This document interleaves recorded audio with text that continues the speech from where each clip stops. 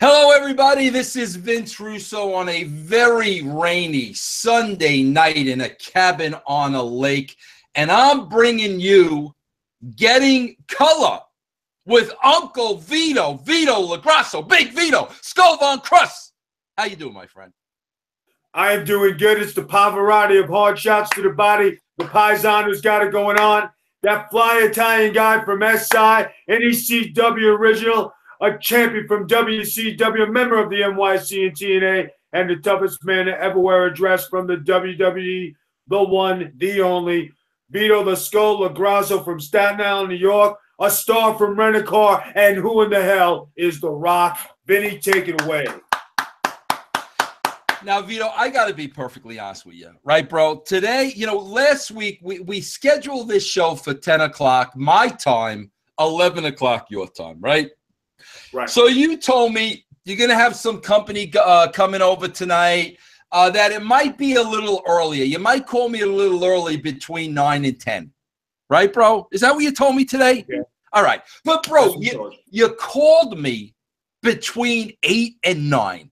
Vito, 8 and 9. And, bro, let me tell you, please, if there's a God up there, please let Vito know what I'm talking about. Bro, I got to be honest with you.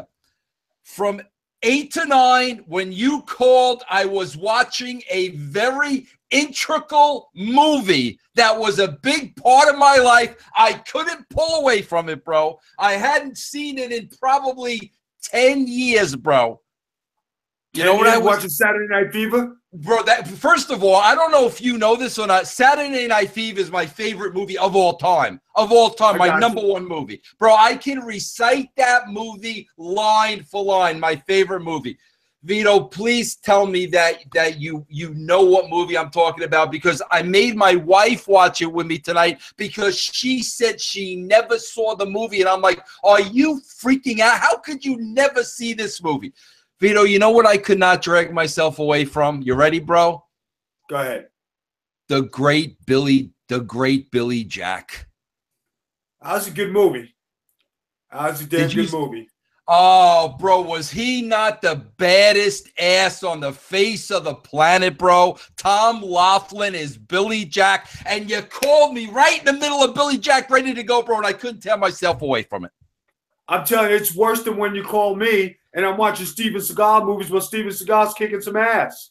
I'm telling you, and I can't rip away. Bro, let me tell you something. Billy Jack would kick Steven Seagal's backside, bro, in an ass. Whether it's a real fight, a fake fight, a strong style fight, it doesn't matter, bro. Billy Jack would go over, no doubt about it, bro. Well, De Niro had to do the job for Pacino, so I guess everything is possible in life. Yeah, I guess so. But listen, we got a very, very, very interesting subject tonight because, bro, this is like we're gonna peel away the layers of the freaking onion. Because Vito and myself, we're going to try to find out how the hell we got here with strong style. And I don't say fake wrestling to be an insult, okay? I'm not going to sit here and tell everybody, okay, yes, the fights are choreographed, but we know the boys get hurt. I'm not going to say that. When I say a fake fight, it means the fight is not real. It's not an insult to the boys. I know they get hurt. I know they work hard.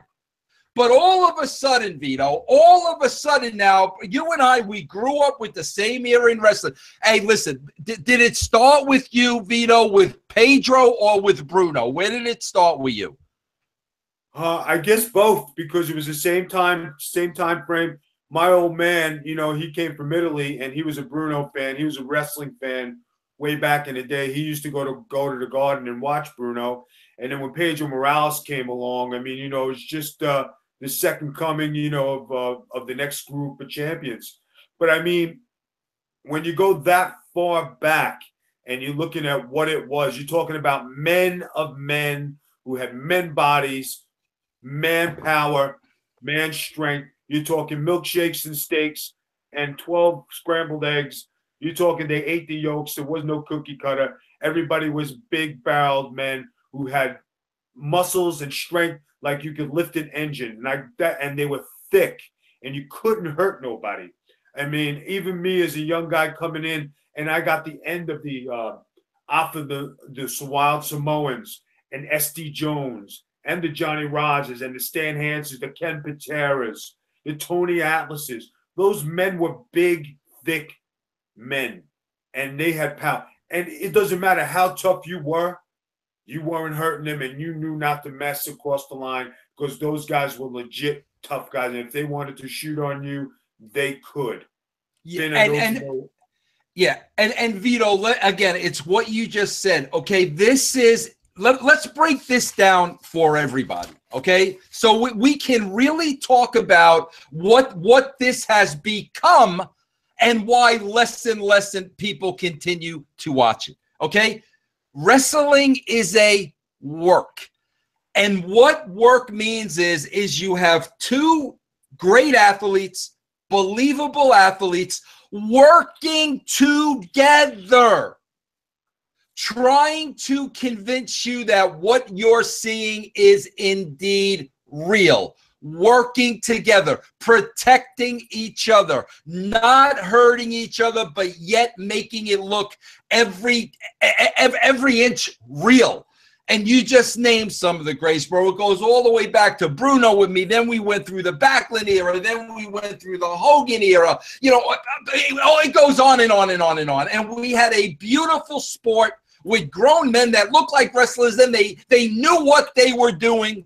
They protected each other. It was a beautiful dance, and you believed it. Am I right on par so far, Vito? You are on point. Continue.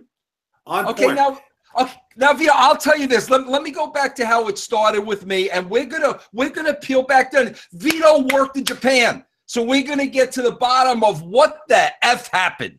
Now, Vito, let me tell you something. I'm gonna be honest with you, bro, and I don't care if people take this and Ryan Satin runs with this and calls me a racist. I don't care, okay, bro? I live in the United States. Okay, my whole life, I have cared about sports in the United States. It does not mean I'm racist to any sport. I'm not interested in sports outside of my country. To me, there's enough great sports here in the United States that I get my fill. Okay, I don't watch, soccer from Europe, World Cup soccer. I'm not into this. As a baseball fan, I don't seek out Japanese baseball. I'm not interested in that. And I surely am not interested in Japanese wrestling. The only way I knew about Japanese wrestling in the past was the dirt sheets would talk about it. Them Dave Meltzers would talk about it. And quite frankly, when he talked about it, and even when I was in the business, I didn't care. I don't care about wrestling in Japan. I don't care about baseball in Japan. I don't care about soccer in Europe. I love my freaking sports here. You want to chime into that part of it, Vito? I can understand where you're coming from, and where, when people who are looking at it from the outside and who are fans, they want to see the Americans because they can relate to them because they know the players, they know the teams, they know the concept of what we're dealing with. When you look at different country sports, they're played a little differently. They're done a little differently. The passion might be a little different. The training's different. The outlook of it is different. Everything looks a little different to you. But here in the United States, you have the Mets, the Yankees, the Knicks, the Nets. You used to have the Cosmos. You have the Jets, the Giants, the Rangers, the Islanders, and then the Devils. Okay? If you went to look at hockey in all these different places, you got the hockey in Canada. You wouldn't like it as much as where you are in the States because you don't follow and you don't know the people. Right. Vito, who follows the Canadian Football League that you know? Anybody? Nobody really. You only get a couple good players that come out of there every once in a while. Okay, and that's so like Vito, a secondary league. So yeah, I could not name one Canadian football player. I don't care about the CFL. I live in the United States. With that being said, Vito, my education of New Japan Pro Wrestling came when they started playing the product on Access TV. I'm a huge fan of Access TV because one of my passions is music. So I watch Access TV. They got a great music shows. They got great concerts on there. I'm watching it all the time. Then they started playing New Japan Wrestling. Okay. Now, Vito, here's the thing. I'm watching this thing. And I'm saying to myself, okay, I've been a wrestling fan since I'm 12 years old. I've been in the wrestling business for 25 years. I know it's a work. I know what I'm watching is not a fake fight. But these guys are freaking killing each other. Bro, somebody played a video this week on the internet, Vito, of Kenny Omega. And some Japanese guy, bro, is against the ropes, you know, arms down, just as freaking, bro, Omega shoots straight across the ring and hits the guy with a knee to the head, full speed, bro. There was no way to work it. It freaking rocked the guy's freaking head. And I'm sitting here and I'm saying to myself, what is wrong with you people? I like, this is a work. You're gonna give this guy a concussion. Who knows what can happen with this guy? And every time I turn on this Japan, bro, I see these freaking guys killing each other, dropping each other on their heads, kicking each other in the face. And here's my thing, Vito, this is what I say. I don't know if these guys are ignorant enough to really think, okay, bro, if we make it look strong style in 2017, we're going to make people believe this is real. If you think that, you're a freaking idiot. If you don't think everybody on this planet doesn't know wrestling is a work, if they're over 12, you're a freaking idiot. So if that's your mindset that by being strong style, people are going to believe this is real, you're an idiot. Vito, you know what I say? Here's what I say. If these guys want strong style and they want a knee to the head and they want to drop guys on their neck and they want to kick guys in the face and they want to do stuff outside of the ring where they have no control of their bodies, right? And they're all tough guys, Vito, right? Then I got one simple question for you. Why not do it for real then? Do it for real. Don't call it professional wrestling. Call it something else and do it for real. But okay, I'm going to give you the answer you want. Okay. Now, 1992, I went to my first tour of Japan for NOW. I went to Ribera Steakhouse. First Japanese match I ever watched. I was standing with Kevin Sullivan. Wait, hold on, Vito, hold on. I want to back you up. I don't want to back you up. I want to back you up. Now, as you're preparing to go to Japan, you're working in the States, bro. You're working a certain style. All the matches you had that people don't even freaking know about in the WWE in 1991. All the training you had.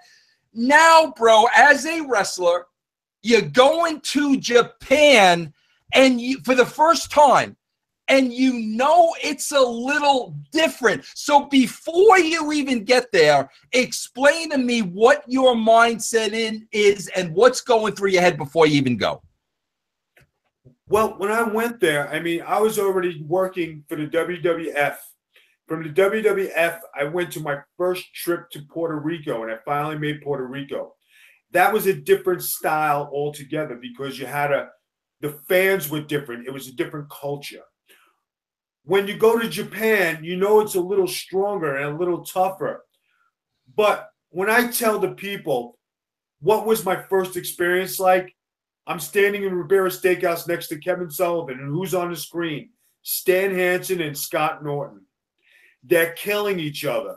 I'm looking at this, and I'm saying, oh, my God. I said, look at this. Now, being a young guy in the business, I already thought, you know, WWF life, Puerto Rico life. Here I am in Japan, and Kevin Sullivan turns to me and says, Vito, you better learn how to use everything Johnny Rod's taught you as far as being a shooter, because this is legit over here.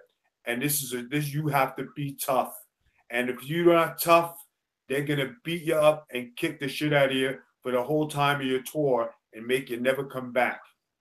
The difference is, guys, and I'm going to give this to you. Japanese style back then, the guys were big, rugged men and tough, and everything stuck. The bodies were bigger, they were tougher. They did it in a safe, tough way to protect you as best they could. Japanese wrestling is non-entertainment. They want to see the hard-hitting action and a no-sell up to a certain point. Now, being that this was the style in the 90s and it kind of went to the 2000s, now, these young guys coming up and they say, oh, strong style, where, like you explained, they're being reckless and they're being hurtful. You're talking, I watched the Bruiser Brodies, the Hansons. Wait.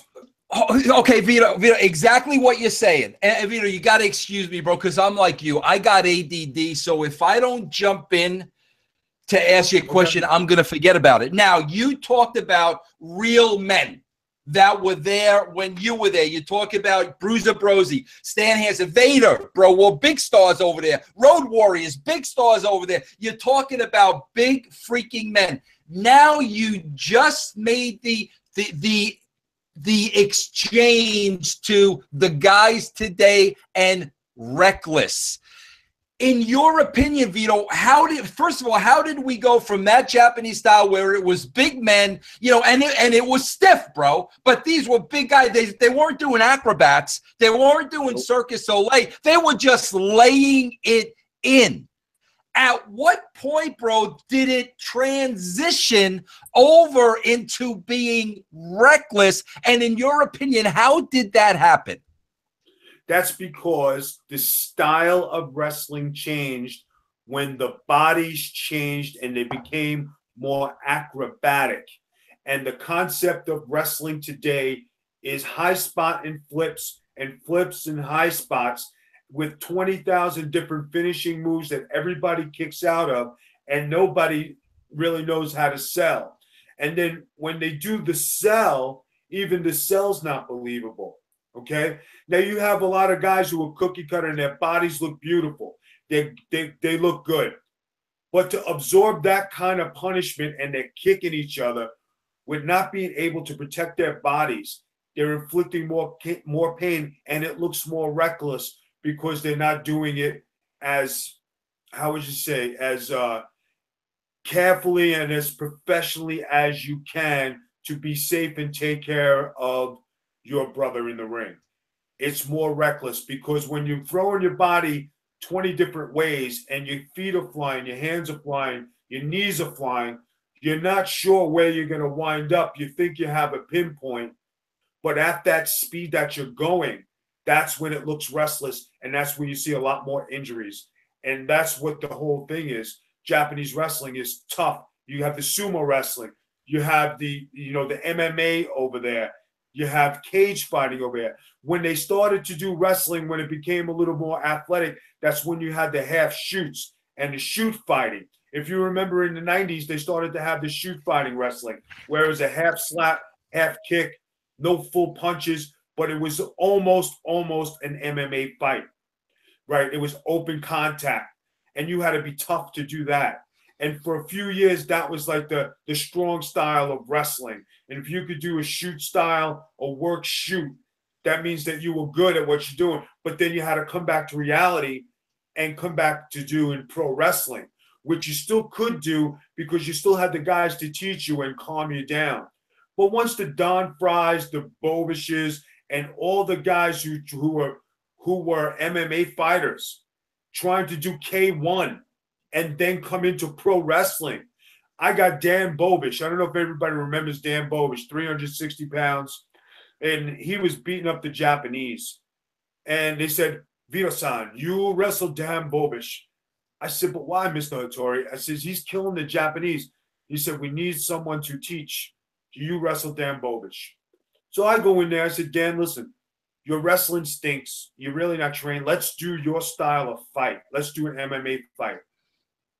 I will protect myself. I want you to come forward with your kicks. Man was 360. Okay? But I knew how to protect myself good enough. Did he slip a few punches in on my jaw? Of course he did. But I was able to absorb it and come back. When we came back, they said, Vito-san, he looks great. Good job. Only one time. What do you think the next night happened? Vito-san, you wrestled Dan Bobish. I said, Mr. Hattori, why? He said, you do a good job, Japanese. Like, thank you very much. I said, Mr. Hattori, this ain't fun. You make me earn my yen tonight. Come on. So I wound up wrestling him another 4 times on the tour. All because I made him look like he did in the MMA. And when they look that believable, that's what they want. They want the strong style. Vito, let me ask you this. See, to me, and bro, listen, I used to, when I was in TNA, especially TNA, I was always very vocal about this, bro. Bro, I myself wanted the wrestling to be snug. And I used to say to these guys all the time, and Jeff Jarrett used to get pissed off at me. I used to say to these guys, bro, I don't understand how you can't hit each other, really hit each other without hurting each other. Because, Vito, what I'm talking about is, bro, I hated the missed clotheslines by 20 feet. Yeah, you know what I'm saying, bro? I hated that fake, phony bull crap, and I used to want to see it more snug. And like back in the day, like you said, with the bigger bodies, it was more stuck. These guys hit each other, and they were big enough not to hurt each other. Like you said, bro, I mean, come on, Bruiser Brody, freaking Vader, you know, all Stan Hansen. These were big you had to rock these guys to hurt them. So yeah, bro, the work was a little bit more snug and a little bit more realistic. Vito, did we go from that athlete? I mean, bro, nobody looks like Stan Hansen. Nobody looks like Bruiser Brody. Nobody looks like Vader. Bro, did we go from that athlete to a guy that looks like my next door neighbor? If he walks through the airport, nobody's going to know who he is. Bro, did we transition to that type of wrestler because of all the heat that was coming down on steroids, and maybe the WWE wanted to get away from the bigger guys? Even though, bro, that's so hard for me to say, because if that's true, how is Brock Lesnar the main guy there? How is John Cena there? I know a good friend of yours, Dave Batista. How did Dave Batista, you know, Sheamus isn't a little guy, but bro, these guys that look like my next door, bro, Steve Lombardi was twice the guys of 75% of the WWE roster today. So what is your reasoning for how we went to these guys that looked, smelt, and acted like wrestlers to a guy that's 170 pounds? I'm going to answer that question because I have the answer. What happened was, in the 90s, when I broke in, you had these big guys that were 290, 250, 260, 300. They were all big monsters. When WCW went out of business and WWE was changing into the entertainment business, this is when it got cookie cutter, when all the bodies changed. Once he bought that company, this is not a knock on Vince McMahon or the WWE, but it was a time change, okay? Now it went from the big monsters. Now we wanted good-looking, handsome guys because of the entertainment value. So if everybody remembers Big Vito, he had a big, rugged body. I said the only way I was going to make the WWE is if I cut up my body and I got in shape like these good-looking Randy Orton guys, the John Cena guys, the Batista guys, and all the rest of the guys who had great bodies. But nobody looked like the wrestler of the 90s and had that look. The reason that the Brock Lesnar's, the Dave Batistas, the John Cena's, and these guys are in the positions they are is because they're very few and far between, and there's nobody who looks like them that has their body type. So that's why these guys are the money makers and the look we need. But Vito, these guys, I'm sure, are still out there. I mean, come on, Vito. Let bro. If I'm a WWE scout, okay, bro. Here's where I'm starting. I'm starting at college. where guys played varsity football in college and were great athletes and had great bodies, but maybe not good enough to make the NFL. Now I'm looking at these guys. I'm physically looking at them. They're big. They look the part. They're athletes. I can probably train them to wrestle. My question to you is, bro, how the heck does a Kevin Owens get to the most elite company in the United States, a Sami Zayn, a Finn Balor? How these guys are not Cena and Batista and these guys are my next door neighbor, bro. They're nowhere close to John Cena. I mean, bro, the other day there was a promo in the back. It was Shane McMahon was standing next to Kevin Owens, and he made Kevin Owens look like the Pillsbury Doughboy. Shane McMahon. So how do you go from a Batista, a Cena, a Lesnar to Sami Zayn? How does that happen? Because they got away from having tough, rugged men in the business. Why? That's because it became the entertainment business and they got away from the wrestling business. Everything now is movies and script. And do you remember a guy named Dr. David Schultz? Of course I do. Sure, who was the toughest, roughest guy who ever stepped in the ring. He was the original Steve Austin before Steve Austin thought about this thing. Okay? When he did his thing and he did his promos, he was rough, tough, nasty, and vulgar. When the reporter asked him, hey, do you think this is fake? And he slapped him in the face. And he said to him, do you think it's fake now? And he slapped him again. That's when it was believable, because that's the way it was taught. There was kayfabe. There was a men's club. You look at the people like Jerry Lawler. Not many people like Jerry Lawler. But when he had the Kaufman guy and he gave the pile driver and it was fun poked at him, what happened to Kaufman? Broke his neck because he thought it wasn't real. There was a couple other guys who did, I think it was Bobby Duncan, who took this guy who put on a pair of wrestling tights and he stretched him amateur style on the mat. He almost ripped his shoulder out. And the guy was begging, no, please stop. No. He said, you think it's fake? You think it's fake? How about a Buzz Sawyer, a Jim Duggan in his prime, rugged men who were tough? These are things that guys in New York and guys in, you have to be down south to see these good old boys wrestle, because they were tough son of a bitches. And these guys were like country strong. They had a good body, thick. And the reason that you see this today is because the entertainment business, the concept on how WWE monopolized the business and how they came along and changed the industry to go into the entertainment business and movie business and to the social media business. If you take this away from what you have now and you look at what we have, you would be back in the 90s, 80s, and 70s when you had a Haystacks Calhoun. You had a Chief Jay Strongbow. You had a Gorilla Monsoon. You had Big Cat Ernie Ladd, a John Studd. These big giant men, they might not have been agile, or they're not the flexibility of the athletes of today, because the athlete of today is definitely different from when you were an athlete then. There are many more training techniques. There's many more rituals. There's many more diets. But the one thing that you can't stop, and this is with all sports and wrestling, everything, baseball especially, is that when you fine tune your muscles so fine and they're on precision point, you break down. How many injuries do we have in the wrestling business where guys are hurt on a constant basis? And I'm just talking about bodies. I'm talking about limbs, shoulders, arms.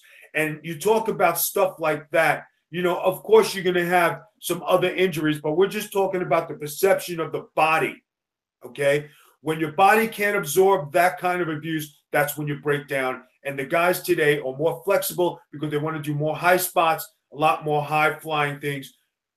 And you can't protect that. And when you're going at a great speed, you're going to get hurt. A Kevin Owens and a Sami Zayn, Sami Zayn's body, yes, he doesn't look like a wrestler. Kevin Owens' guy, yes, he's a good wrestler. He can do certain things, but he doesn't have the look that we're used to and what we want to see. Doesn't take away from what he achieved. It's not a knock on these guys because they're given the opportunity, they're running with it. But if you're looking to compare apples and oranges, you're going to know what's an apple, you're going to know what's an orange, and you know the difference. And today's wrestling is not what it is. It's not the man's man sport. And like you said, Shane McMahon looks like a Greek god compared to Kevin Owens. And he does look like he goes to the gym and works out and takes care of his body. And Kevin Owens doesn't look the part. But this is the concept of the sport. This is the thing that we have to deal with. And this is what the wrestling is today. All right, Vito, I'm going to get into something, again, very, very interesting that I know you could talk about. But before I do, I want to tell everybody about my good friends at Pro Wrestling Loot. Pro Wrestling Loot is the monthly pro wrestling mystery box that comes to you monthly filled with wrestling merchandise. This mystery box comes packed with autographed photos, action figures, t-shirts, and exclusive collectibles you won't find anywhere else. Sign up now at ProWrestlingLoot.com for just $19.99 monthly with no commitment. In other words, you could get one and be done if you're not satisfied, but you will be satisfied. And for all of you first-time subscribers that sign up now, you will save 10% off your first month's box using promo code Russo, R-U-S-S-O. So if you want the hottest wrestling items spanning through all eras of wrestling, my favorite, as you know, being the Attitude Era, then Pro Wrestling Loot is for you. From legends and Hall of Famers to the biggest indie stars, and hell, even Vince Russo, was included in a Pro Wrestling Loot mystery box. Head over now to ProWrestlingLoot.com now, and remember, save 10% off your first box by using promo code Russo. That's promo code Russo. Again, that's Pro Wrestling Loot. LOOT.com, and you could also follow them on Twitter at Wrestling Loot. Try it out. You get that first box for $17.99. Okay, Vito, let me ask you this question. A lot of great American athletes went to Japan. Like you said, we named a couple of them, and they competed in Japan. But Vito, what happened was they competed in Japan. When they came back to the United States, we got back to the United States brand of wrestling. In other words, we looked at the United States as this is the best wrestling in the world. The only one that looked at Japan wrestling as being great wrestling were the freaking dirt sheet writers. They were the only ones, bro. Casual wrestling fans weren't interested in Japan. Our game was the American wrestlers. So the Americans would go to Japan and work that style while they're there because that's what you got paid to do. But they would come back here and they would get back to the American style of wrestling. What happened where all of a sudden the Japanese style of wrestling started to spill over into the United States? Guys would go there, work the strong style, do stuff there, and then all of a sudden, one by one, they would start incorporating it into the culture here in the United States in wrestling, and the numbers have shown that style of wrestling draws a niche audience. There are only so many people that are interested in that style of wrestling, and all the casual fans like, Vince Russo and all the casual fans that grew up on, Hogan and the Attitude Era and all that, they went bye-bye. They don't want strong style. They want what they were used to. How did it find its way over here? And at what point was it able to now take over the United States style of wrestling? How did that happen? Well, you got to look at some great wrestlers who went there. I'm going to mention a guy who everybody knows, Dr. Death Steve Williams. Everybody wants to know why he didn't have a career here in the States. Very successful doing his strong style and shoot wrestling in Japan. Another guy, Gary Albright, which I don't think too many people remember. He was an Olympic wrestler, college great. A guy by the name of John Laurinaitis, very successful in all Japan. Knew that style very well. These guys were successful in Japan for their style. They couldn't transcend over to the States. So when they tried to come back, they couldn't be stars. There were stars there. What happened was when these guys would finally come home, they still had that click in the office. Well, okay, we'll bring you over. You start to come. Now you're talking about bringing them in one by one to the big companies like WCW had the Great Muta. You had in the WWE or F, you had the guy who had all the writings all over his face and his body. Cool. Yeah, right? Yeah. I can't remember his name. I know. Yeah. You know who I'm talking about. And he I was know a good exactly wrestler. what you're talking about. Yeah. Okay, so now you're talking about one by one they came. When they tried to do Matt Bloom, the NXT guy, when he tried to do the Japanese warrior thing here a few years ago before he became the head trainer at WWE, it did not go over. You couldn't do it. The indie style, the indie way of wrestling, that's what took over the American wrestling game here in the States. You have so many different wrestling companies and so many different little wrestling organizations that little by little, the people wanted to go to Japan. Okay, we'll do a talent exchange. We'll do this exchange just to get the talent here. Guys will go over there. So as it came, it's like a cult following. Like I was saying last week, ECW had a cult following. The NXT has a cult following. These indie promotions where they bring the Japanese wrestler over, that's a cult following also. It's not taking away anything of how great or how big they are. In their country, they are big stars. But when you talk about the concept of wrestling, that's what we're in right now. Because as you know, Vin, as a former promoter, as a former guy who wrote TV, when they bring these guys in, you know nothing about them except that they were famous in their country. And you're sitting there with a sheet of paper and a notebook. And what am I going to write for this guy? You're going to do the Oriental shtick. You get the guy Nakamura, who just beat Cena this week, right? Now, Cena's on his way out. He did the favor for the guy to get him over here. That was the best match that guy had since he's been on TV because Cena can handle the toughness of this guy. And you saw the guy Nakamura drop him on the back of his head. That's the biggest star in the States. That's the number one guy of Vince. What it probably wasn't done intentionally, but the guy was working with such great intensity and great, oomph to get over and doing his strong style that maybe he didn't protect the guy good enough. Maybe he didn't, take care of him. That's just the recklessness of today. Because if it was American wrestling and it was Cena and somebody else, and Cena got dropped on his head by an American guy, you would have seen a fit for sure or a blow up in the back because that's the way it is. But being that they're trying to push this Japanese guy and it was a strong style match and Cena's on his way out, well, this is the way it is. And it's a new era coming in. It's not the old era anymore. The old guard is gone. The new style is coming in. Now, whether this guy Nakamura can carry the stick, he probably can if he could work with the right kind of guy. If he can't work with the right kind of guy, like we saw a couple of weeks back when he worked with that Baron Corbin guy, match is going to be terrible. But if he works with a guy who handle his stiffness and handle his brand of wrestling, he will be successful.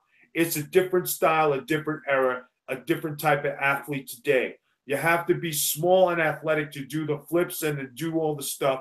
It's not the era of the big man thundering through and lumbering through and being at that style. Dusty Rhodes was another big guy who can go and move around in the ring. He had a lot of showboat in him.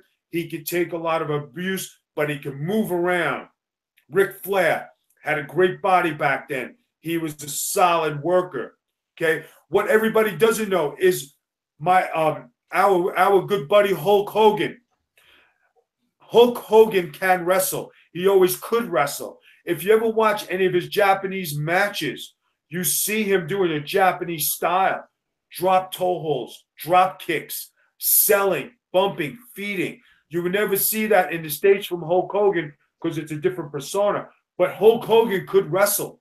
And I'm not just saying that because I'm an avid Hogan fan and I'm an avid wrestling fan. I'm a perfectionist. Hogan's best wrestling match in the States was the night he wrestled Ultimate Warrior, because he had to put the Warrior over strong, and he guided that match 100% and called that match all the way through. And that's the difference in this world today, because strong style is just a different era, and it's a different kind of recklessness that you deal with. It's not done with the safety and finesse that you have, because you have to have reckless abandon when you're doing it. You're going to get hurt. You're going to run wild. But Vito, why do they keep going with it if the numbers are telling them that it only is drawing a niche audience, and the casual fans, you can look at the ratings history, the casual fans have gone bye-bye. Why do they continue to go with this rather than turn back the clock? Because they are in the entertainment business. They're not in the wrestling business. And I say that with all the greatness that I have, all the knowledge I have. It is a business of social media and marketing and technology and everything else that comes with it. It's a computer world. It's not a man's world no more. Yeah, you're not fighting with your brawn, you're fighting with your brain. And you talk about strong style, right?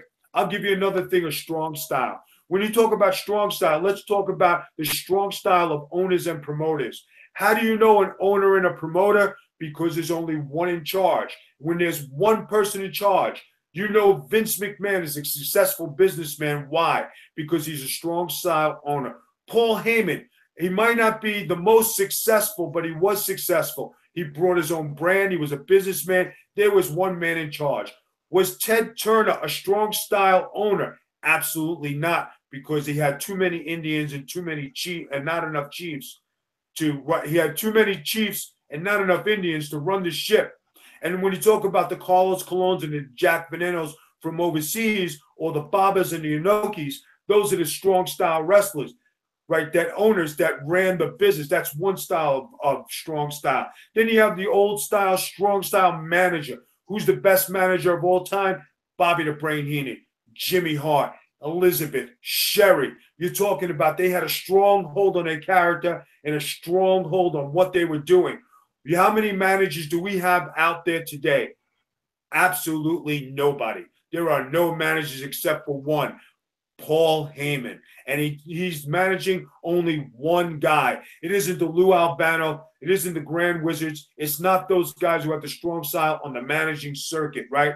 And then when you talk about the wrestling strong style, those guys can only wrestle so long and be that way. The way they stay strong is through politics, manipulation, nepotism, like we discussed last week, okay? And in general, the wrestling business has changed. You can't get what you had years ago. You have to go with the times, because if you brought it back all the way, there'd be more jobs for everybody. There'd be territories again, and everybody be willing to work with everybody. And instead of one person making all the pie, everybody can have a piece of the pie. There you go, Vince. Vito, let me ask you this, bro. This is another thing I want you to explain to me, bro, because to me, I'll be honest with you, this shows the immaturity of the wrestler, of the young wrestler today. And I'll tell you why, Vito. In all the locker rooms I worked with, okay, bro, very few guys were really marks for themselves. Now, there were a few, and I'm not going to mention any names, where wins and losses mattered, and they bought their own hype, but very few were marks for themselves. You know what it was, bro? It was all about the money. Because guys in WWE, WCW, TNA, it was a business, and they were in it to make money. And what I used to tell them was, I want to bring to you the entertainment aspect. I want to bring to you the promo. I want to give you your shtick. I want to give you your catchphrases, because the less you have to physically do, the longer and longer and longer you're going to be able to prolong your career and make money. Because a wrestler only has a shelf life for so long, bro. You only got a window of when you can make money. So the less you physically have to do, and if you can get over as a character, you should be able to stretch that career out. But even the boys, bro, it was the money. It was the money. You talked to them about doing a job, about this, it was the money. It was a business. This is where I think the immaturity of the wrestlers today comes in. Bro, the stuff I see these guys doing with their bodies, careless, reckless abandon, having no control of their bodies, kneeing guys in the head, kicking guys in the head, diving through ropes, and a lot of it is unnecessary. A lot of it is not necessary. But bro, when I see them do this for the what? This is awesome chance, and the hopes that, oh, Dave Meltzer's watching this match and he gives me 5 stars. And a lot of people I talk to, they basically say that the wrestler, has now become the guy who used to sit in the audience. The Mark who used to sit in the first row is now wrestling in the ring, where it's all about the match and it's all about the 5 stars and this is awesome and all that bullshit that doesn't put money in your pocket. Do you agree with that statement, bro? Because, to me, here's what I'm saying, bro. Why would you do all that crazy, unnecessary crap when you can injure yourself seriously? It's going to be time off the road, time you can't make money, and with each dive, okay, bro, you're shortening that window to make money. Shouldn't it all be about making money as long as you can?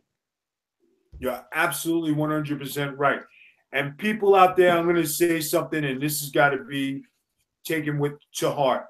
When Vince was writing his stuff for the WWE and WCW and TNA, the concept he just spoke about, to have characters and have all these things and having a shtick and all that, that's the way the wrestling business is supposed to be. That's the way it used to be. Okay?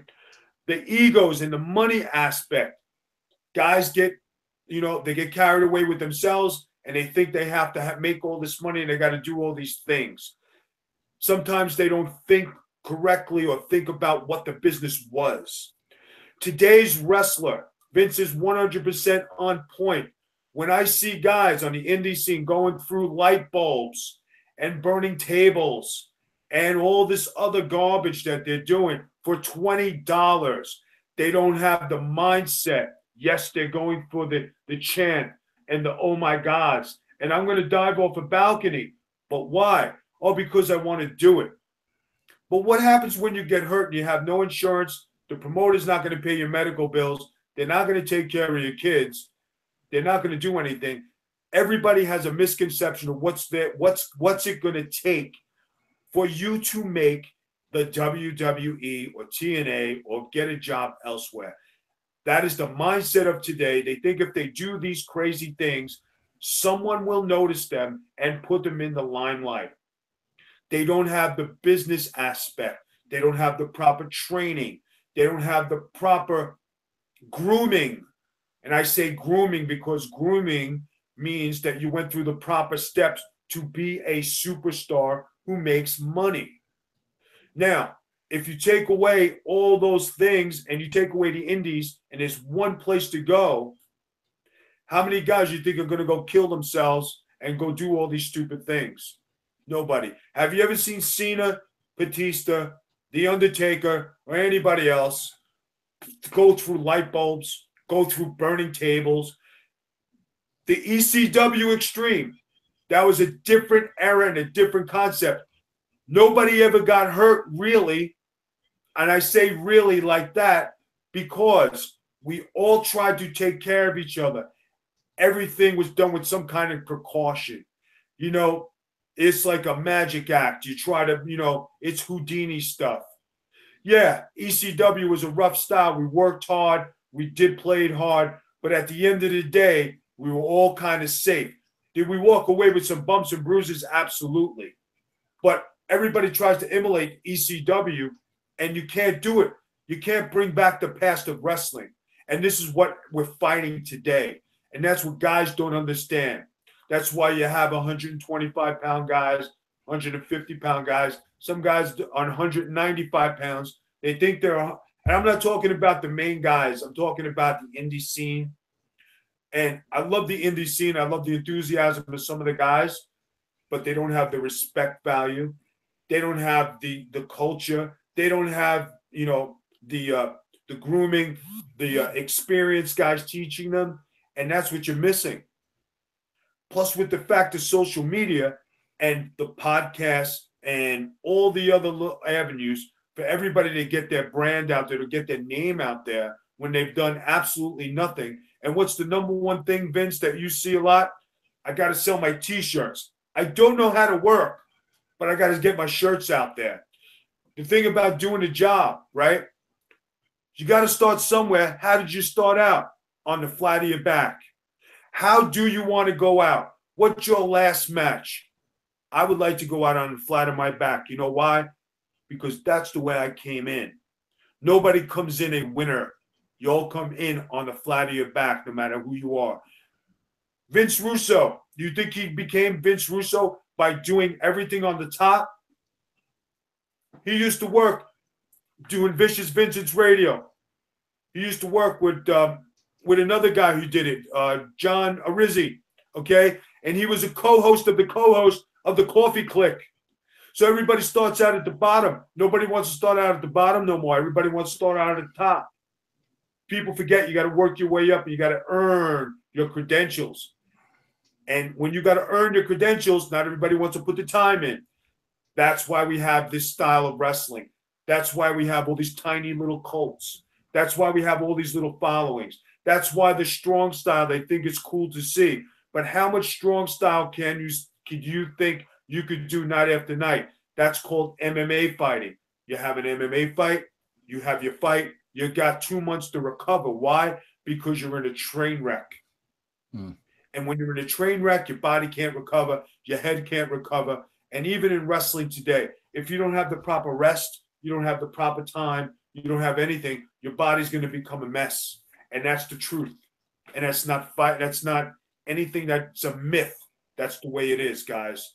So if anybody understands what Vince is trying to say, he's telling the truth. And he's not lying to you. You can get mad at Vince Russo, like everybody says. He's got stupid ideas. He's got great ideas. He's got cockeyed ideas. But the ideas is what we based our wrestling on and how we were brought up in the wrestling business. Chief Jay Strongbow. You had Ivan Putski, Polish Power, SD Special Delivery Jones, Haystacks Calhoun, Pedro Morales, the Big Cat, Ernie Ladd, John Studd, $10,000, I Can't Be Slammed. And they actually had $10,000 in a bag. That was legit money, people. And when they threw it around and Andre threw it around because Studd got pinned, that was a legit thing. What about the teacher and the student, Larry Sabisco and Bruno Sammartino? I was one of the fans in 1977. Sat at Shea Stadium along with my father to watch that match because that was wrestling, you believe. George the Animal Steele, the craziest man in the world. And what was he? A professor, the smartest man in the world. Hey, Vito, let me ask you this too. Like, here's another thing that, eventually we're going to run into this. And I'll tell you how I know this, bro. Let me tell you how I know. First of all, I'm a very intelligent man. That's number one. But here's how I also know this, Vito. First of all, Vito, I gotta be honest with you, bro. When these guys do the dive through the second rope, right, Vito, I've never seen that look good. Every time I see a guy back up, look up, back up, get the crowd, hit the rope, come through the second rope. You know what it looks like? It looks like there are 2-3 guys on the outside waiting to catch him. It never freaking looks good. It always looks like shit. I don't care who does it. I don't care if Rollins does it. I don't care if Ambrose does it. That doesn't look good. And they do it over and over and over again, and nobody believes that shit. Vito, here's what's happening, and I don't think these guys understand this. The more crazy risk taken off the top, bro. Listen, I'll tell you this, bro. Me and Charlotte, bro, I worked with her when I did the angle with Flair in WCW when she was a little girl. So I love her, man, and I love to watch her. And bro, I DM her. We have a little communication back and forth once in a while. But what I'm always DMing her about, bro, is that moonsault to the outside. Because I've seen a couple times, bro, where she's got green girls out there catching her. And I cringe, and I've written her after matches, and I kept saying, please, just freaking be careful. But Vito, here's my point. With all these high-risk maneuvers, car crashes, no control of the body, kicks to the head, kicks to the face, Vito, isn't it going to get to the point where we've seen everything? And now they're going to be numb to everything because they've seen it all. See, you don't have to worry about that when you've got characters and storylines, because all you got to do is bring in a new character and a new storyline. So you never have that as a problem. But when the emphasis is on this style of wrestling, what's going to happen, bro, once everybody has seen everything and they're bored with it? Then where do they go, bro? They've been trying to answer that question for a long time. And you know what? There is no answer to it because the fans today are spoiled and they expect you to top what you do the night before. And that's pretty tough to do. When you have characters like, I'd say, the Wyatt family. Right. I've been saying it all along. Bring the Wyatts back. Start adding the characters along. Have the chance. Have the people there. That guy can cut a promo every night, never have to touch nothing, do his finish, and he'll make money for the next 10 years. But that's not what the kind of industry we're in now. If he was 10 years or 20 years before his time, he'd be making a buku amount of money. He'd be the top guy. He'd be the most believable guy. And if he walked around with the Wyatt clan and he lived this gimmick, that would be the best thing. But they threw it out the window because it's not what they want. And you can't force them to go back in time. They think they're advancing their product, but they're advancing their product to no return. And when you can't turn back the clock, and go back 20 years and say, okay, let's go back to characters and let's go back to things. Like the Jinder Mahal guy, like we talked about on the first thing. They're already looking to take the title off him. They're already bored with him. They knew he was green. They had to work with him. To keep that title on him for a year and stop the henchman from going in there and letting him be an ass kicker, that would be my hope. Russo, another guy who's believable, 280. Powerhouse, should never have been beaten. He was there, because of politics and all the other stuff. They had him bumping around like he was like his 200 pounds. Another guy they got the kid Big Kaz, very, very green. Nobody's taking him and making him look strong. He's wrestling a program with Big Show right now. After Big Show, where does he go with 7 feet tall? You really don't know. Without a mouthpiece for that guy, he's going nowhere because he can't talk. They would have kept the manager with him, the Enzo kid and Kaz together, and the guy had a stick, and one guy went to be the heavy, just like Bobby Heenan. He was the greatest manager of all time. He could speak for Haku, the Barbarian. He could speak for the Warlord. He could speak for everybody, and he made everybody a champ. Because he had the character down, played the chicken shit heel, and Bobby Heenan took the best bumps you ever seen for a manager. Sherry, she was another good manager. She was a good mouthpiece. And even though people are forgetting, Sunny, who was the first manager, the first woman's manager, along with Elizabeth, 2 people who could speak. You had the meek and you had the sexy. You don't get any better than that. And those are the old days that people remember. And that's the times you want to remember.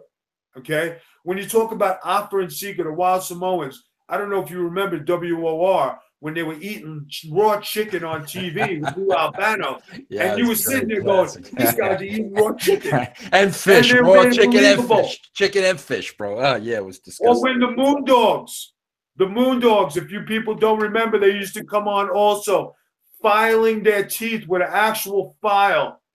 Okay? What about the guy who used to crush an apple in his hand to show how powerful he was? Yeah. Vito, I'm gonna come back. I'm gonna ask you. I want to ask you one last question, bro. First of all, I gotta tell you about the new Podcast One app. Find out everything about your favorite show, Vince Russo's The Brand, and get more content. Find articles, social media episodes, and make playlists. It's easy to comment and connect with other show fans. We have our own little community on there, the Podcast One app. Share, get 360 video, watch a bunch of shows in virtual reality. There's over 1,000 videos on there right now. It's like you're in the studio. It looks so cool with so many things you can do, including fun things like rewards for listening. There is no other podcast app like this. Download the all-new Podcast One app now in the App Store or on Google Play. Vito, I want to ask you two more questions. Bro, here's what I say. I got to be honest with you. I look at these guys today on my TV, you know, these kids coming up with this strong style, and I look at this and I say, you guys are absolutely out of your mind. This is all about money. Okay, you're going to be freaking 35 years old and not be able to get out of bed, and you're going to look back and say, why did I do that? Listen, I guarantee you, bro, as much as Mick Foley loved the wrestling business and all the crazy things Mick Foley did, if you don't think Mick Foley pays for that every day when he gets out of bed, and if you ask Mick Foley now, Mick, you think maybe you would have pulled back a little bit? I think, you know, Mick Foley would tell you, you know what, probably yes.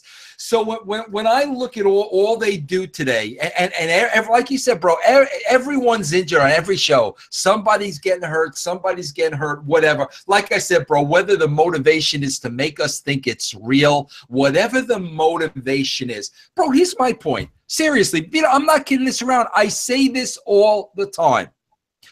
If you're such a freaking tough guy, if you're a tough guy and you want to work strong style and you want to drop people on their heads and you want to kick people with a knee full force in the face, whatever, bro, why not make it real?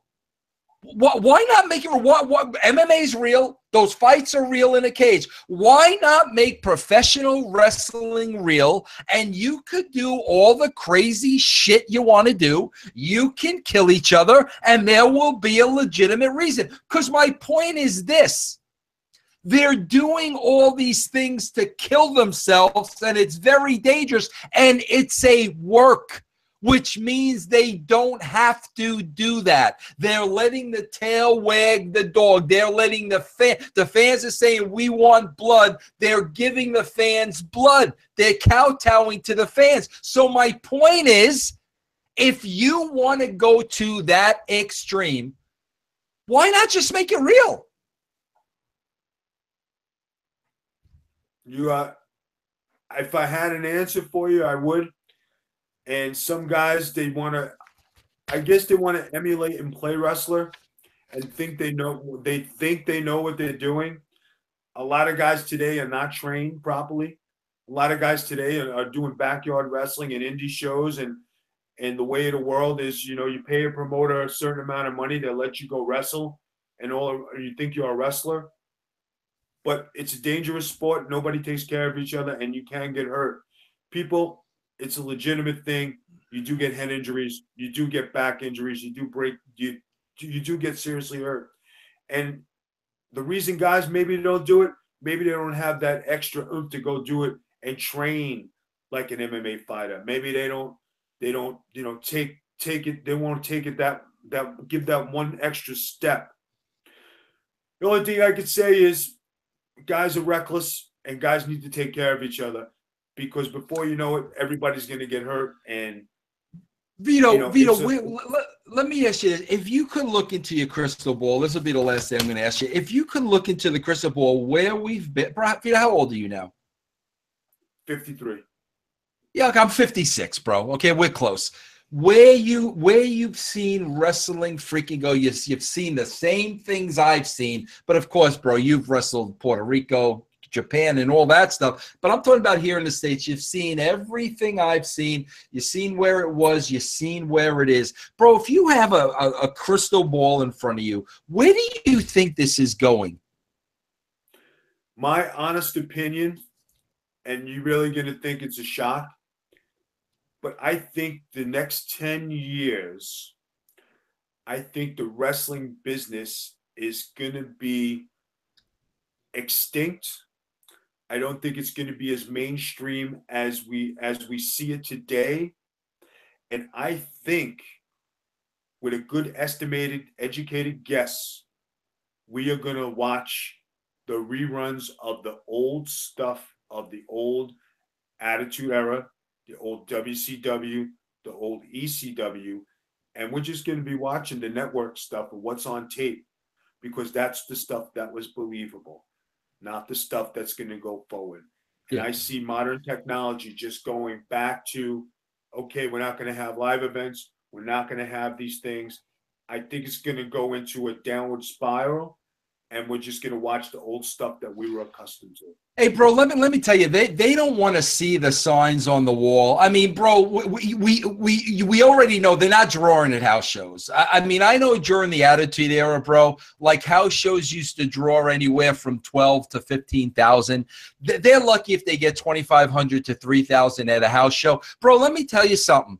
When you're cutting out pyro to save money, when the WWE is cutting out pyro, there is a freaking problem. And the problem is you got a niche audience and you're making that piece of the pie smaller and smaller and smaller. And it's exactly what Vito says, bro. Unless you look at what people are telling you, that pie is going to get smaller and smaller. Okay, bro, we cut out the pyro. Okay, now we're only going to do, one couple of house shows a month. I mean, they keep cutting corners. They're cutting shows off the freaking network. And, bro, I'm not sitting here saying the WWE's going out of business. They're the only freaking game in town, bro. Period, end of story. TNA is not a threat. They're the only game in town. But to me, there are enough signs telling you, bro, this model is not working. And like I said, you want to argue with me and then you're going to freaking cut pyro? Are you freaking kidding me, bro? You're going to cut pyro and tell me you're not hurting? Now, I just think that people don't look at all the things that are all in real. Now, you mentioned TNA, okay? They were losing money for a very long time. I don't know how much money they lost, but that was a losing entity there. And they went through a lot of different transitions in and out. So the bottom line was they wound up losing their owner. They wound up losing the company and went back to the original guy who owned it. And he's trying to start up and keep it afloat for whatever it is at a very, very, very low cost without doing any house shows, just doing tapings. That tells you about the economy of what's happening in that brand. You have Ring of Honor. They're a small independent company.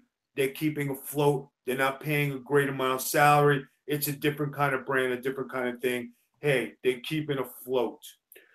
The NXT, you could say, hey, that's a cult following. They do draw in the big houses, and they do draw because it's a different kind of brand, a brand that people want to see. They like it because they have some storylines. They have characters. They have what the people want. When you come to the WWE and what they're doing, and they're cutting corners, they're cutting characters, they're cutting this, they're cutting that, it has come to a stalemate of what the creative can do. And when creative can only go so far and can only write so much. And you could be the guy in there saying, hey, I have an idea. Hey, listen, sit down, Sonny. you don't have enough experience to give us that idea. Why don't you go sit there and go run some copies? But that guy with the idea maybe can enlighten some people. Maybe it's a different concept. And I've been saying this for years. If the people who run the controls, instead of working behind the cameras, can sit in front of the cameras and watch the product while it's going on from a different app without headsets and everything, they would have a different aspect of what they would see on the TV. Hands down, if they sat there with a Diet Coke and some popcorn and said, I can't believe this shit. But you know what? Yeah. Hey, wait a minute. That's my company. What the hell's going on here? They'd throw the popcorn down. They'd kiss their wife, kiss their babies, go run there and say, stop everything. And they'd have a new outlook on life. And that is truth. No, we say that all the time with Disco, bro, because a lot of times, like, me and Disco will sit there and we're like, how do they not see it? And the bottom line is, no, bro, I think they think it's good. I think they're so close to it, bro, with so many hours of TV every week. And like you said, in that bubble, in that same role, I don't think they see what we see, Vito. And that's okay. Like, I understand it, but that's what you got numbers for, bro. And the numbers have to tell you when you're cutting pyro, the numbers got to tell you, whoa, let's take a couple steps back from this and see what we're doing. And I don't know, bro. I just, and this isn't just Vince Russo. So I can't tell you, bro, how many people I meet that, don't watch wrestling anymore, hasn't watched wrestling in years, hasn't been good since the Attitude Era, yada, yada. There's a whole freaking audience out there, bro, that's just not into the freaking dinner they're serving, man. I work for an overseas company with Rikishi. I can't remember the name of it, right? And we did great business. This was the last company the Ultimate Warrior worked for, okay? And I was there for the Ultimate Warrior's last match, and I watched this. Do you know the houses we were drawing there? We were drawing 10,000, 8,000, 16,000. The owners were going to keep this place going. The owners got a little greedy, and so did some of the other people, because they wanted the bigger paydays. If everybody would have took a little bit of less money, okay, and the owners liked that cash flow, what happened was we went to smaller buildings. We sold out, but the amount of money that was coming in wasn't the cash that they were used to, and they shut the company down. Now, if the WWE or any other company who's going to a 10,000 seat arena went to a 3,000 seat arena, they'd probably pack it out. They probably would sell all the tickets and have good ticket prices, but they wouldn't make the money. Something you made a point of saying in the beginning of this segment is what money runs things. They would not be happy with the intake of cash flow and the money profits from that 3,000 seat arena, even though you'd sell it out. So you're at this. Do I go to the big houses with the big stars and not draw? Or do I go to the small houses and draw with the big stars and make a little bit of money? It's about greed and how much money you want. Cutting Pyro out, I'm saving $250,000 for the night. Cutting this out, I'm saving another 200. They just saved 500 grand, $500,000, right? So $500,000 times 4 TV tapings for the month, what they save? $2 million. So, I mean, $2 million is not chump change, and $2 million you might have been able to sneeze at. But nowadays, hey, wait a minute. The profits and the profit sharing, and if you read the reports, the profits are $30 million. Last year we made $35 million in profits. What's happening? Our profits went down. Not that the profit decreased. You're still making money, but you're not making the money that you were. So now if we cut back A, B, C, and D, we'll be back up to making the $35 million that we were making the year before. So it comes out to money. It's money driven, and how much profit you can make, not how much you're losing. It's how much profit you're losing. There you go. That's a good point, Vito. That's a good point. All right, Vito, listen, bro, some great insights, man. I really appreciate it. Bro, I know you started, you're really starting to amp up social media. You want to let everybody know that you're doing Getting Color here on Podcast One. Tell everybody the changes you've made to social media so they know where to follow you. Okay, guys, listen, this is Big Vito LaGrasso. I thank you very much for listening to me tonight. Bro, you said you were Big Vito LaGrasso at the top of the show a half an hour ago. What do you think now? They think you're somebody else? Well, just in case people, got a little crazy and they can't remember from the excitement. I just wanted to remind them. Just like Vince Russo. How many times we're going to say Vince Russo during the show? Go ahead, Vito. Okay, introduce yourself. All right, here we go once again. I'm going to plug our new show, Getting Color. It's on Podcast One. It's on the Real Network. And who is my co-host? Vince Russo. We're not going to mention Vito LaGrasso this time, okay? Now, I'd like to plug my YouTube channel, okay? It's at The Big Vito Brand. If you guys can subscribe to it, I'd greatly appreciate it. I have my own Twitter account. And the new Twitter is. Hold on. Let's get back to the YouTube thing. Thing. What's the YouTube address again? It's at The Big Vito Brands. Okay, I got to ask you this: are you going to cut any YouTube videos where you wear that little potato sack that you wore when you were on that reality cruise? Because I'll watch. If you put that thing back on at 53 years old, I will freaking watch. Will you be putting that on at any point on your YouTube channel? Yes. All right. There you go, everybody. Okay. All right. All right. Now you got a new Twitter. Tell me about the new Twitter, bro. I know you got a new Twitter now. The new Twitter account for all you people out there listening. I would greatly appreciate if you followed me on the new Twitter account. It's on The Big Vito Brand as well.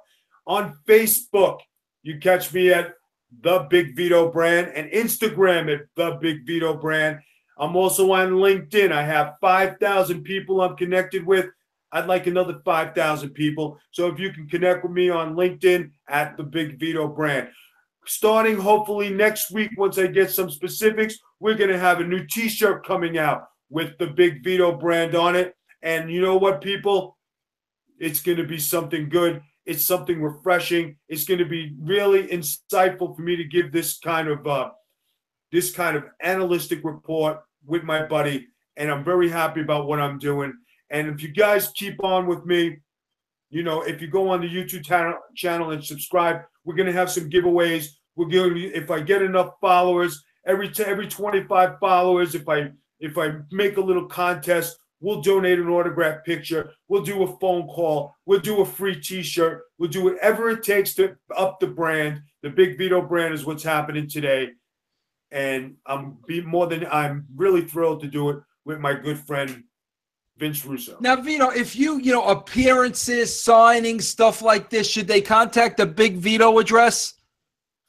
If you guys would like to do any kind of appearances, I can do managing, reffing, I can do seminars. I can also do personal appearances. I can be reached at Big Vito at bigvito.com. That's Big Vito at bigvito.com. I'd be more than happy to come to your town. I'll do anything you need me to do. The managing, reference, the seminars, the autograph signings. If you need me to do a bar mitzvah, we'll throw that in the mix. I don't care. But if anything in public speaking, and Vince, you want to know something I'm doing since we're on the air? Go ahead. I am actually gonna marry somebody because I am gonna officiate weddings. Now, when you officiate these weddings, will you be wearing your banana hammock that you wore on that cruise? Only if the bride requests it. Very nice. Very nice. Oh, you got a lot going on there, bro. A lot going on. Well, since I told people I was back, I said I'm going to do this. I'm going to put my whole heart and soul into it like I do everything else. And I'm really enthusiastic about it. Like everybody knows, my wife, she took ill, a few months back. and she's starting to get back on her feet. You know, she had a stroke and everything. And this is something she's excited to see me do. So for the past 3 years, we've been dealing with some tough times. And kind of like that's why I kind of took off and been away. But now that my wife's starting to get back on her feet, I'm able to concentrate and do this as a family business like we still wanted to when we first got married. So for all the people who ask out there, yes, she is getting better. Yes, we're trying to get her up and going. She's, she's happy I'm back on the scene. And I thank all the people for the well wishes and, the blessings and everything, because it's been a tough road. But now I have my head back in the game. And as long as I can do this with my wife by my side, everything will be okay. Now, bro, she didn't get the stroke because you broke out the banana hammock after 10 years. I mean, that's not why she got the stroke, is it? No, she got that 8 years ago. Okay. Hey, listen, I want to tell somebody this as a shoot. And Vito, feel free to chime in. Feel free to chime in because, Al Snow, he's got this new great company, Collar and Elbow. He sells apparel now. Bro, he was an agent at TNA for 10 years. You know how it goes. Jeff brought his guys in. Now Al is on the outside looking in. And Vito, I told our audience, like last week, bro, it is listen, if you're a fan of the wrestling business, if you were a fan of Big Vito, if you were a fan of Al Snow, if you were a fan of Vince Russo, Vito, I'm trying to explain to our audience how important it is that they support us. Because Vito, let's face it, bro, what I did for a living, what you did for a living, what Al Snow did for a living, bro, there's a very small market for that. And when you have a resume that reeks of professional wrestling for 25, 30 years, and all of a sudden that career is over, for Vito got hurt in the ring. He got his bell rung a couple times. When that career is over and you got a resume that reeks professional wrestling, bro, you ain't going to take that to freaking, major companies and get a job. They're not looking for wrestlers. I mean, that's your skill. That's what you do. So that's why there's a lot of us out here, me, Al, Vito, hundreds of others. We got to keep hustling. But here's something about wrestlers, Vito, and I'm sure you could chime in. We never stop hustling, bro, and we're always going to give you the bang for your buck. We're going to earn every freaking dollar. We're going to work for it, and we're going to entertain you. But it is very, very important to support those who are now on the outside of the ring. Would you care to comment on that, Vito? I would think that, for all the fans that are out there and the true fans, they do appreciate us. And when we do go into a different venture in the wrestling circuit, we do appreciate all the fan support. Being a wrestler and being in the wrestling business, there's only so many jobs for so many guys. If there's 100 spots, there's 100 lucky guys. And the one thing I remember when people told me when I first broke into wrestling business, you don't have experience, kid. Or when you have experience, you'll always have a job in wrestling.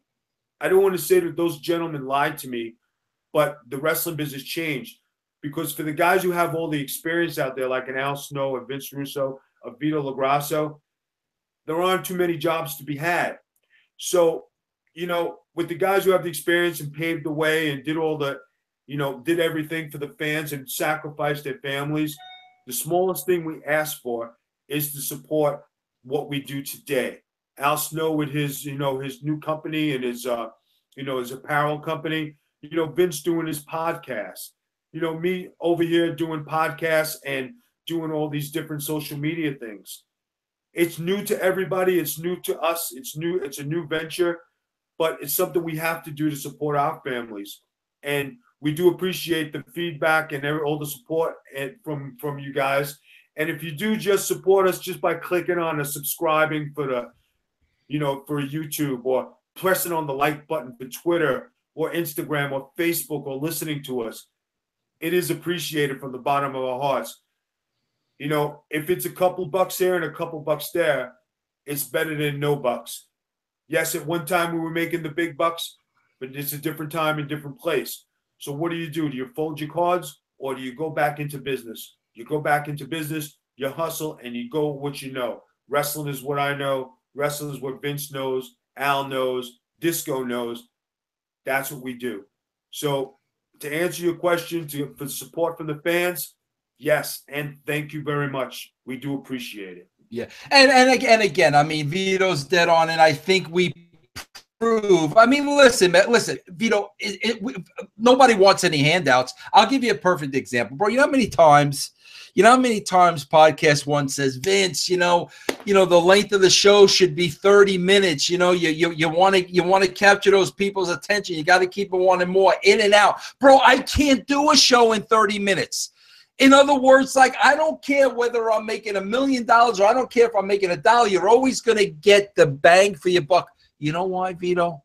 Because what's the one word, bro, that you and I live and die by, bro? And I think our Italian heritage has something to do with it. Pride, bro. Pride. We ain't going to do anything half-assed. Am I right? Pride and integrity. That's the one thing. And if you throw in the word heart, you got the right mix. Vito, you said pride and integrity is the one thing, but that was actually two things. Well, I added the heart to the three. I know your name is Vince Russo, and you're there on Podcast One. I got it, Vince Russo. Bro, I got to say this, bro. I'm going to say this about Vito, and then I'm going to go. Bro, I got to tell you something, man. Bro, I've seen some 53-year-old wrestlers, and I got to be honest with you. A lot of them have had better days. Bro, you still look like you just stepped out of a freaking wrestling ring, bro. I mean, how much of your day do you still work out and keep? I mean, bro, you look freaking phenomenal. I really mean that. I appreciate it. I do work at it. I do take care of myself. I probably do have a lot more facial products than my wife, and body scrubs, and I do take the mani-pedis, and I've always taken care of myself. So, and I didn't run my body wild, and I wasn't really into the party scene, and I just try to do the best I can. And I guess by taking care of yourself, you kind of blessed in a way. And I'm thankful I still have my looks, and everything is still working good. I can still wear that banana hammock that Vince is bragging about. Because nice. It's a big hit at Walmart when I go once in a while. It's a big hit. Very nice. Very nice. All right, everybody. There you go. I hope you enjoyed the second installment of Getting Color. Hey, listen, I'll tell you this too. Vito, what's your Twitter address again? It is at The Big Vito Brand. Okay, at The Big Vito Brand. Hey, listen, if you want topics you want me and Vito to discuss and dive into and pull apart, follow him on Twitter. Let him know at The Big Vito Brand any topics. That's what this show is. We're going to try to stick with a topic, a hot topic, and we're going to try to get some color from that topic. So thanks for joining us. Please support Vito. Hey, also, I want to remind everybody, too, until August 14th, you could get a free month subscription to the brand for free on the Realm Network. In other words, you could see the beautiful Vito on video, and you'll get a month for free. It won't cost you nothing, but you got to sign up by August 14th. You just go to either Vince Russo's brand or the Realm, RELM Network. Sign up for free. You get a free month, but you got to do by August 14th. All right, everybody. Hope you enjoyed the show. We will see you next week. Same bat time, same bat channel.